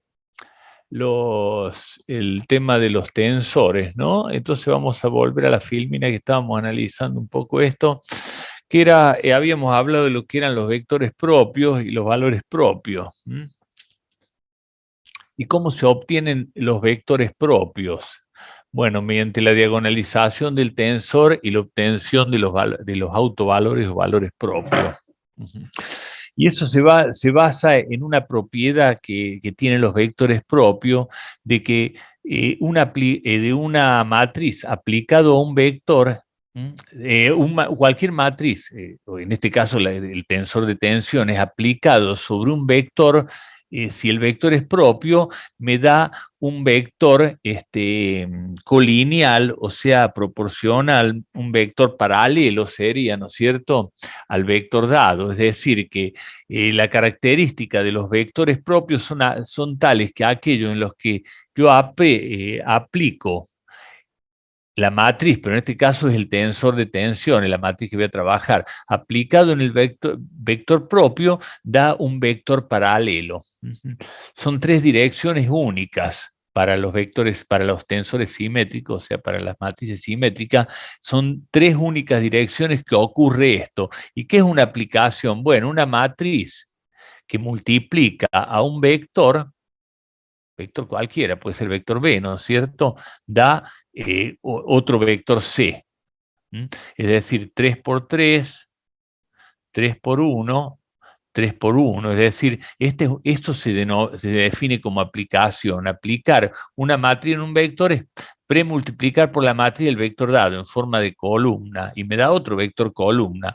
Bueno, cuando esa matriz A o C, como le que llamas, es la matriz sigma, o cualquier matriz simétrica, si lo aplico sobre un vector propio, me da un vector paralelo. Esa es la definición del vector propio, es aquel en el cual, aplicado una matriz simétrica, da un vector paralelo al dado. Y acá es una consideración como un operador lineal, ¿no es cierto? Un operador lineal le hace corresponder a un vector otro vector. Es como decir, los campos vectoriales un operador lineal, tengo estos vectores y acá estos vectores resultado. El operador lineal conduce a cada vector de acá al vector B, a través de un operador B matriz. Bueno, cuando esta matriz es el tensor de tensiones y A es el vector propio, me conduce a un vector colineal o paralelo. Por eso así se define el autovector o vector propio como aquel vector en el cual aplicada como operador lineal la matriz que estoy investigando, que en este caso es el tensor de tensiones, me da un vector paralelo. Bueno, y acá se opera como sigma aplicado en B, lo puedo como este sigma yo no lo conozco y lo saco fuera de la, tiene carácter matricial el sigma, pero si saco el sigma, ese incógnita, fuera de una matriz unidad, lo puedo escribir así. Acá en este caso pasé de este término a este. Y en este segundo término, sigma quedó fuera de la matriz identidad. Recuerden que la matriz de identidad es una que tiene las diagonales todas 1 y los demás términos 0. Bueno, y acá lo puedo pasar al otro lado con signo negativo. Son operaciones con matriz, o sea, todas las operaciones que están en esta filmina son operaciones válidas para el campo de las matrices. Es decir, puedo restar matrices siempre que cumpla con las propiedades matriciales, ¿no es cierto? Entonces, por ejemplo, acá aplica la asociatividad de las matrices, es decir, como que saco factor común B, porque está dentro de las propiedades de las operaciones de matriz de este tipo. Entonces yo puedo escribir esto como sigma aplicado en B, menos sigma escalar por identidad, todo eso aplicado en B. Todas estas operaciones que hice acá, pasando de una a otra, son operaciones que se pueden realizar porque está dentro de las propiedades de las matrices asociativa, conmutativa, paso un término, paso otro. Es decir, multiplicar una matriz por un escalar, todas son operaciones válidas para las matrices, el campo de las matrices. Entonces yo pasé de este operador lineal, sigma en B, da un vector paralelo, a esta expresión. Pero este escalar sigma no lo conozco. Sí conozco el tensor de tensión. Entonces, si yo ahora desarrollo esto, teniendo presente que sigma es sigma X, sigma tau XY, tau YZ, etcétera, sigma Y, todo el tensor ese que ya hablamos de las 9 elementos, que son 6 en realidad, pero son simétricos, y aplico esto que está acá, me conduce a estas ecuaciones escalares. Esa ecuación que está arriba, que es una ecuación matricial, se resuelve en estas 3 ecuaciones escalares, donde yo desconozco el vector B, cuál es el vector, porque no lo conozco, cuáles son los vectores propios, y desconozco cuáles son los sigma S, que vamos a ver que son los autovalores. Es decir, que en esta ecuación escalar, que es un sistema lineal, ¿no es cierto?, igualado a 0, ¿cómo es?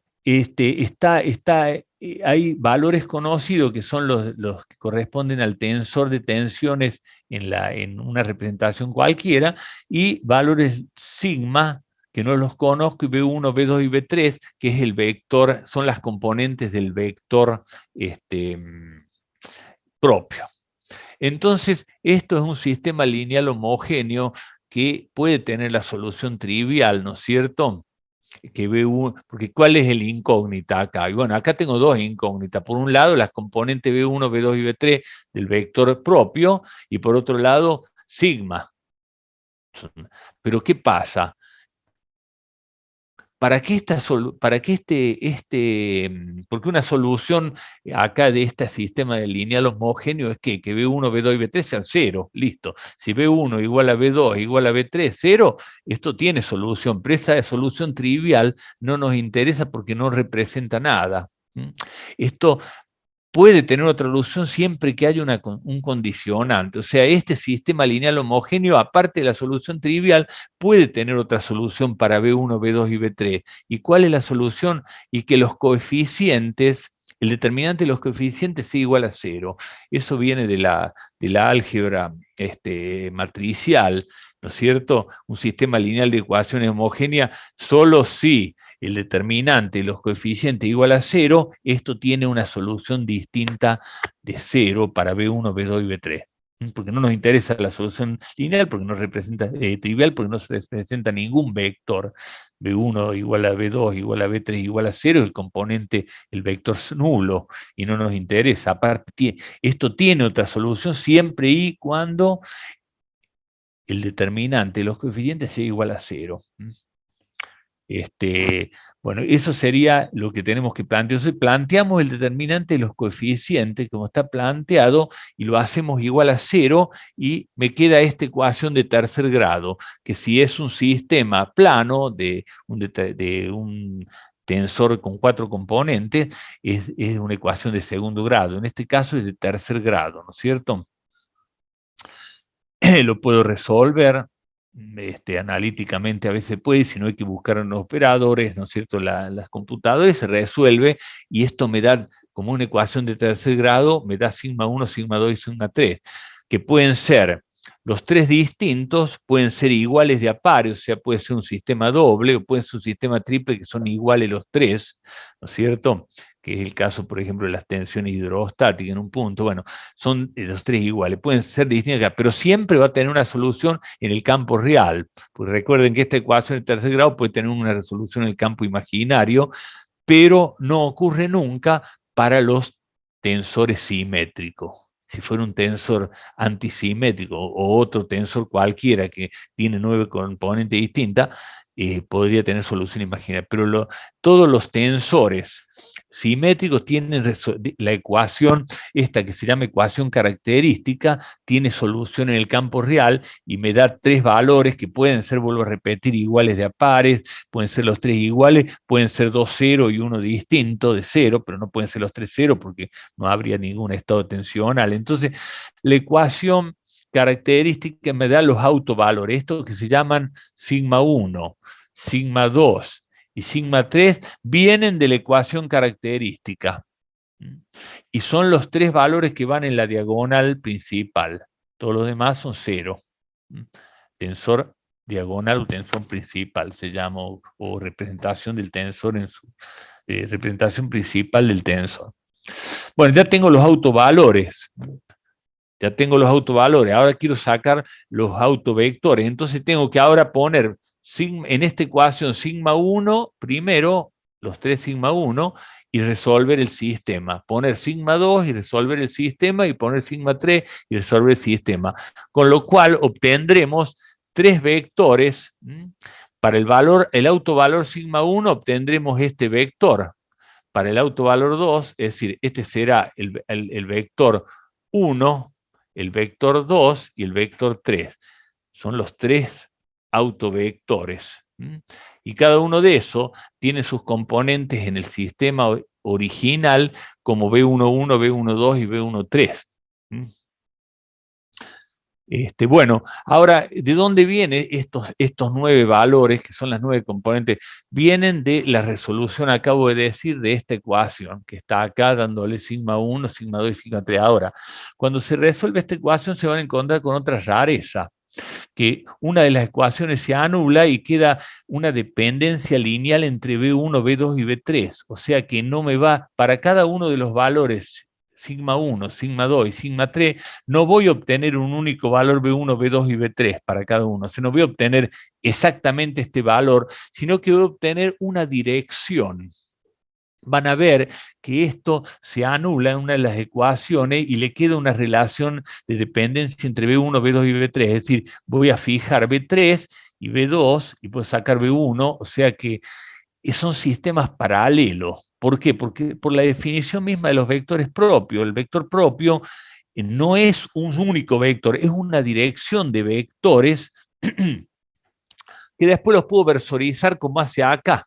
Y obtiene la versorización, me conduce de los vectores propios, de los tres vectores, a tres versores propios. O sea, la dirección del vector propio es una dirección y dentro de esa dirección se puede determinar un versor o un vector unitario y eso me da la dirección de los tres vectores propios y que son la dirección de la base o el nuevo sistema de coordenadas, así como acá tenía un I, JK, ahora tengo un E1, E2, E3 con sus componentes en el sistema anterior,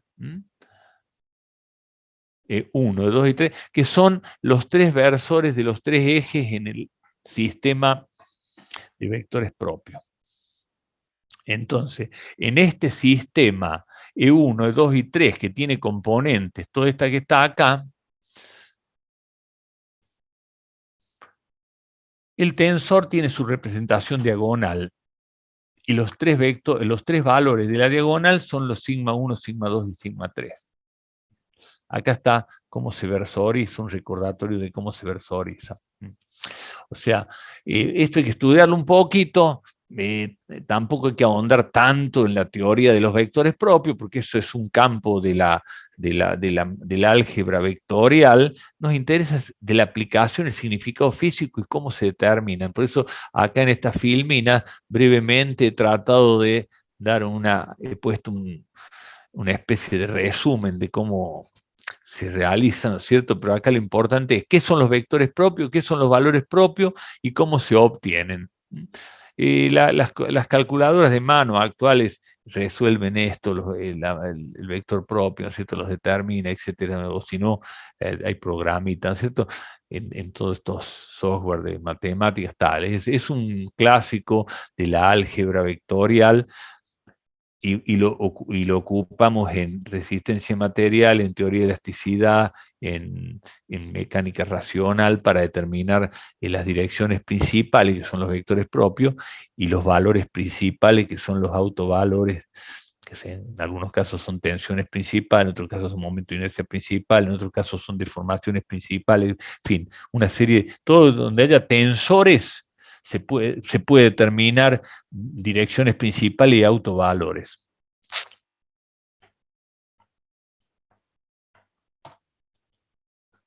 Bueno, acá continúa diciendo, si estos son los vectores propios, versores propios, si yo quiero pasar de una representación cualquiera a la al espacio representado por los vectores propios, que son los versores propios, tengo que hacer la rotación. Y recordemos también, esto es de geometría analítica y de álgebra vectorial, que la matriz de transformación, de rotación de un sistema a otro no son otra cosa que los versores del nuevo sistema en el sistema antiguo, por así decir. Si yo tengo dos sistemas, el rojo y el amarillo es el de los versores propios, entonces la matriz que me transforma cualquier elemento del primer sistema al de versores propios es a través de una matriz, y esa matriz tiene en sus fila, los versores propios. Es decir, E1X, E1Y, E1Z es el versor E1, es decir, que E1, E2 y E3, los versores, están representados en la fila a través de sus componentes. Entonces la matriz A, que transforma cualquier elemento, en particular lo vamos a usar para transformar los tensores, de un sistema al sistema propio, es la matriz A y que tiene en su fila los versores propios. O sea que después que versorice, puedo armar la matriz de transformación del sistema al sistema propio, por así decirlo, le pongamos un nombre, sistema propio, de vectores propios, a través de una matriz en que en sus filas contiene los versores. Fíjense, E1, E2, E3. E1X, E1Y, E1Z. O sea, cada fila está formado por eso, ¿cierto? Entonces, obtenida esa matriz A, que es la matriz de transformación por rotación, un tensor sigma, lo transformo en diagonal a través de premultiplicar y posmultiplicar por su transpuesta. O sea, la transpuesta es poner la fila esta como columna, etcétera. Entonces, transforma un tensor a través de esta operación de premultiplicar y posmultiplicar, ya lo vimos, la vimos, esa operación de rotación de ejes, y cualquier vector también se transforma a través de la simple aplicación de la matriz de transformación sobre el vector. Es decir, si yo tengo el vector, para transformar el tensor de tensiones, pero si yo quiero transformar, por ejemplo, un vector cualquiera, como podría ser la tensión en un punto, ya no es un tensor. El sigma es un tensor, es el estado de tensión, son los 9 valores, ¿cierto? Pero la tensión T era una tensión, es un vector. Entonces, si yo le aplico A sobre T, estoy obteniendo T en el nuevo sistema propio, o sea, le podemos llamar T'. Es decir, aplique sobre un vector. Bueno, esto se puede aplicar sobre otros vectores, como vamos a ver. Es decir, entonces, para transformar de un sistema a otro por una rotación, si es un vector, premultiplico por la matriz de transformación. Si es un tensor, premultiplico y posmultiplico por la transpuesta. O sea, premultiplico por la matriz de transformación y posmultiplico por la transpuesta. Son estas dos operaciones, por eso están en dos renglones, están las dos operaciones vectoriales del álgebra vectorial para transformar al sistema de versores propio un vector o un tensor. Digamos, yo digo ya tensor cuando me refiero a esto, porque en realidad si vamos a la rigurosidad de la matemática, el vector es un tensor. O sea, lo que pasa es que yo debería decir, acá transformo un tensor de segundo grado y acá transformo un tensor de primer grado. Bueno, no, entonces, a los de segundo grado se le llama propiamente tensor y a esto se le llama vector. Entonces se transforman a través de esas dos aplicaciones distintas. Fíjense que esta es 3 por 3, 3 por 3, 3 por 3. La operación es válida y me da como resultado la última, primera y última, son 3 por 3. Y esta es 3 por 3, 3 por 1. Resultado 3 por 1, es el vector en la nueva base. Siempre se toma el primer índice, ustedes recuerdan, el último, 3 por 1, en la multiplicación de matrices con vectores o con otras matrices. Volvemos entonces ahora un poquito más, habiendo sabido un poco más, habiendo tratado de comprender esto, yo le pido que usted lo mediten y lo estudien a esto, porque si no, se vuelve un pantano. Se vuelve claro en la medida que uno hace ejercicio, lo estudia y le pone un poco de gana a esto, porque si no se vuelve, la materia se va a ir volviendo a algo como un bosque que es inabordable. Entonces la única manera es ir asentando estos conocimientos y eso permite avanzar un paso cuando veamos placas y todo eso, porque si uno no ha visto esto, se le vuelve algo muy difícil, oscuro parece, pero en realidad esto sería lo que ilumina estos conceptos, los que nos va a dar una luz para poder seguir avanzando en otros temas.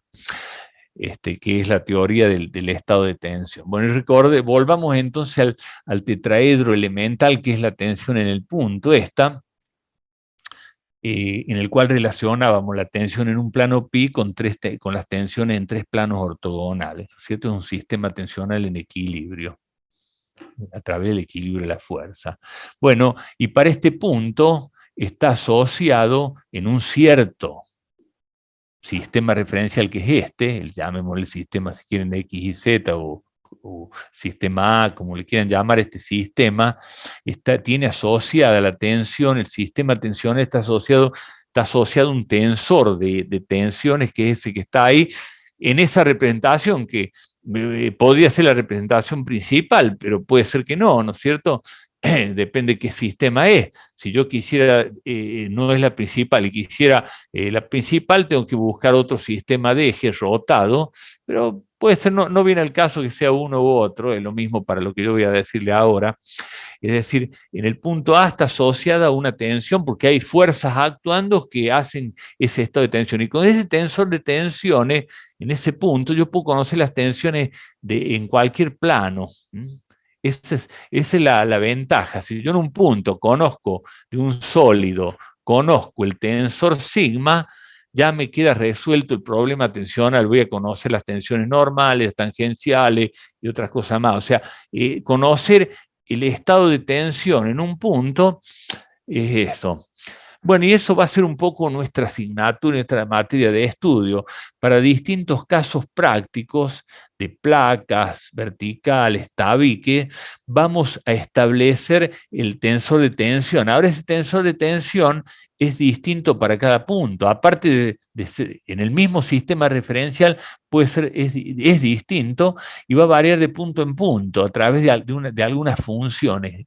Eso es lo que vamos a estudiar en las clases que viene, que es la función de tensión, que le atribuye a cada punto del sólido un estado tensional, o sea, un tensor de tensión. Yo paso de acá y quiero saber bueno, hay una función que los vincula. En este punto, las distintas representaciones se hacen a través de rotación, pero un tensor que tengo acá está vinculado con uno que está acá, no puede ser cualquiera, sino está vinculado a través, ¿por qué? Porque pertenece al mismo sólido y las fuerzas actuantes son las mismas en todo el sólido.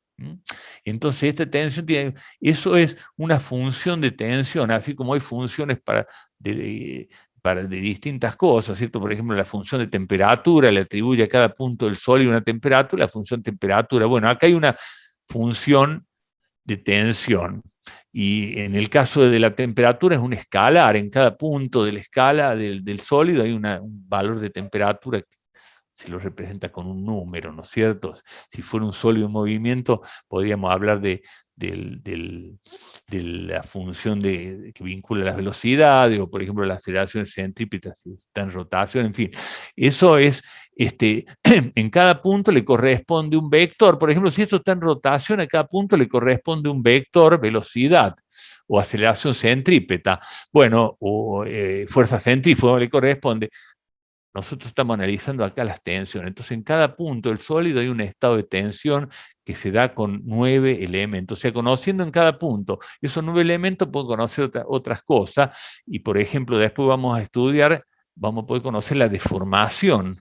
Conocemos el tensor de tensión, vamos a poder conocer el tensor de deformación y conocer las deformación y desplazamiento del sólido. Es decir, una viga, por ejemplo, una viga apoyada acá y acá, si es deformable y le aplico una carga, vamos a ver que se deforma. Bueno, yo voy a poder conocer esas deformaciones a través de los estados tensionales, o sea, del tensor de tensiones. Entonces, nosotros ahora estamos en un punto, todavía no pasamos de un punto al otro, estamos en el punto A.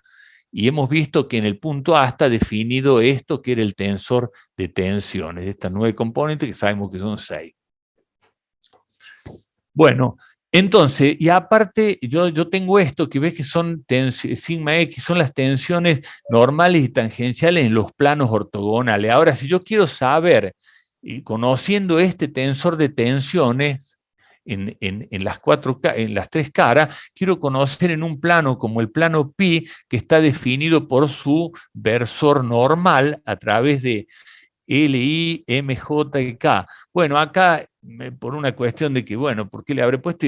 Y L es alfa, M es beta y N es gamma. Eso un poco para que no nos acostumbremos que siempre es alfa el coseno director. No, es alfa, beta, gamma, LMN, podría ser cualquier otro nombre. Acá le puso LMN. Y entonces, el versor del plano normal del plano es el que define el plano. Yo voy a seguir hasta que se acaba. Cuando quede un minuto cortamos y seguimos la clase que viene. Entonces, el versor EN es el versor normal del plano pi. Y esto que está acá, que me dice que la tensión TN es la aplicación de sigma en un vector. Recuerda que recién le hablé de la aplicación de A en el vector B, me da B'. Bueno, acá la aplicación de la matriz sigma como vector no estoy postmultiplicando, ¿viste? Ven que acá no está sigma, acá, sigma transpuesta, es el sigma. La aplicación de sigma sobre un versor de dirección me da la tensión a ese punto.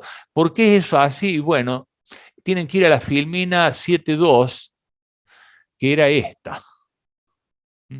Que era esta, acá está, nada más que en vez de alfa, beta y gamma es LMN, pero es esta. Le digo para que diga dónde sale eso. Bueno, cuando estén estudiando, vuelvan a la filmina 7.2 y van a ver qué es esta aplicación. Entonces, la tensión TN, que es TNX, TNI, TNZ, o TX, TI, TZ, lo mismo, por IJ proviene de esto.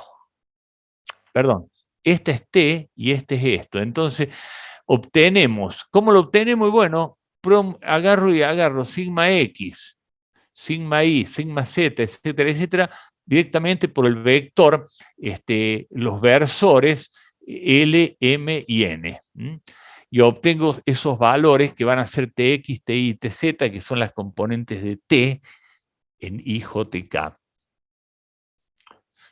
Por eso se diagonaliza el tensor, porque si yo lograra tener un sistema representado por sigma 1, sigma 2 y esta operación es mucho más simple, porque multiplico la matriz, sería sigma 1 por L más sigma 2 por M más sigma 3 por N. Eso pueden hacerlo ustedes ahora cuando trabajen con las matrices diagonales, van a ver que es más fácil la operación porque al ser todos los otros términos fuera de la diagonal igual a 0, se resuelve más fácil, ¿no es cierto?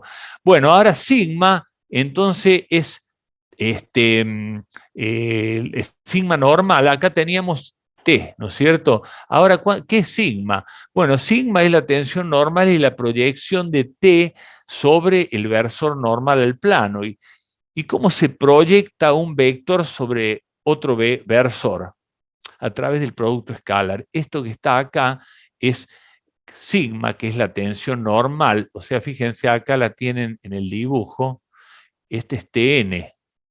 Pero hay una tensión normal, para no complicarlo, es normal al plano, o perdón, acá lo dibujé mal, está el versor normal, tiene la dirección del versor normal, no te dibujo para no hacer tanto lío en el dibujo, a ver si está acá en si lo tengo dibujado acá, no, el mismo dibujo, es el valor del módulo de la tensión normal, y es el producto escalar porque es la proyección de T vector sobre el versor. ¿Recuerdan la propiedad del producto escalar? Es que si yo tengo el vector T y tengo el versor E, que es un versor unitario, como el producto escalar es el módulo de T por el módulo del versor, por el coseno del ángulo, resulta que el producto escalar es directamente la proyección, porque al ser alfa o como le quieran llamar, el coseno proyecta. Y como el módulo de E es 1, me queda directamente que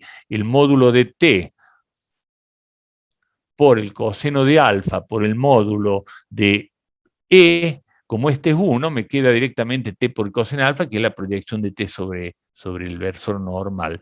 Como el producto escalar es conmutativo, puedo escribir T por E igual a E por T, y en definitiva, como T era esto que estaba acá, que era sigma aplicada en E, lo llevo acá y me dice que entonces la tensión normal, para obtener la tensión normal tengo que premultiplicar y posmultiplicar el tensor de tensiones por el versor al plano, versor normal al plano. Si yo desarrollo esto, obtengo lo que llamo la cuadrática asociada, que es el desarrollo de eso que está ahí. Esto es 1 por 3, 3 por 3, 3 por 1, 1 por 1 es un escalar que justamente es el módulo de la tensión normal. ¿Cuánto vale la tensión normal? Esa proyección. Ahí pueden observar que si la representación es la diagonal, todos estos términos se eliminan y la cuadrática asociada me queda mucho más chica. Directamente es L cuadrado por sigma X. Entonces, T en la diagonal, para expresarlo, sería sigma 1 por L más sigma 2 por M más sigma 3 por M. Y sigma, el módulo de sigma, de la tensión normal, es L cuadrado por sigma 1, etcétera, ¿no es cierto? Es la cuadrática asociada a una función cuadrática. Entonces ya hemos obtenido el vector, acá el vector Tn, o T, Tn le llama T, ¿no es cierto? Es un vector, porque esta es una aplicación vectorial, me da en forma de vector con sus tres componentes. Si yo quisiera saber el módulo de T, tengo que sacar el módulo elevando al cuadrado Tx, Ti y Tz, y sumando y sacando la raíz cuadrada, obtengo el módulo de T. Y en cambio, acá me da el módulo de sigma. Esto es el módulo de sigma. Si quiero saber sigma como vector, sería el módulo de sigma que lo obtuve ahí, por el carácter vectorial se lo daría el versor en la dirección normal al plano. Esa sería la expresión vectorial de la tensión normal. Bueno, acá está lo mismo, lo que le estoy diciendo está acá. La tensión en forma vectorial está ahí, que sería esta. ¿Se puede hacer una pregunta? Bueno, dale, sí, no queda mucho tiempo, pero dale, sí es rápida. Dale. Sí. ¿Vio en la cuadrática que estaba en la filmina Sí, anterior? sí. ¿Por qué quedaba L cuadrado y M cuadrados? O sea, ¿por qué quedaba el cuadrado en los primeros términos? Bueno, eso yo quisiera que vos lo hagas, porque fíjate, vos tenés L, M y N por el tensor sigma X, etcétera, y acá viene L y N. Entonces vos multiplicás esta por esta y después al multiplicar esa por esa aparece el cuadrado. O sea, tenés que desarrollar esto, ponete y desarrolla esto teniendo presente ese que vos tenés que multiplicar 1 por 3, es decir, vas a tener que ponerla así. Mira, L, M y N es el vector E, el primero. Después viene el tensor sigma X, etcétera, sigma Y, y acá viene en forma de columna L, M y N. Entonces vos multiplicas este por este y te aparece el primer L, pero después tenés que multiplicar este, por el resultado, y vas a ver que ahí se eleva al cuadrado. ¿Me entiendes? O sea, resolve, y eso es un ejercicio para que adiestra sobre el trabajo con matrices, tener presente que el sigma es esto que está acá, y ahí aparece el L cuadrado. ¿Estamos? Vale, sí, muchas gracias. Hágalo eso y va a ver que es así. O sea, hay que practicarlo y vas a obtener eso que te acabo de decir. Bueno, para terminar, como me queda, esta filmina me da sigma y después tau en forma vectorial t menos sigma. Y bueno, y hago la ecuación y acá está la diagonalización. Yo lo voy a dejar acá y la clase que viene retomo en esta filmina o en la anterior, y les pido que ustedes hagan ese pequeño ejercicio de resolver estas ecuaciones vectoriales como esta o esta, y van a ver que van a aparecer las cuadráticas, etc. No me queda más tiempo ya. Entonces, yo la clase que viene arranco para seguir después con el estado de tensión plano. ¿Estamos? Bueno, acá están unas cositas más, el módulo de tau. Pueden verlo, ustedes lo van a entender perfectamente, porque esto no es otra cosa que una aplicación de la álgebra vectorial. Bueno, menos un minuto, le agradezco su participación en la clase. Ya no voy a tener tiempo de responderle. Si, cualquier cosa, está el WhatsApp, me pueden consultar por WhatsApp también. ¿Sí? Seguimos con la práctica, Daniel, te mando el link, aviso nomás. Bueno, sigo la práctica, perfecto. Bueno, gracias, Hugo, hasta luego. Hasta luego.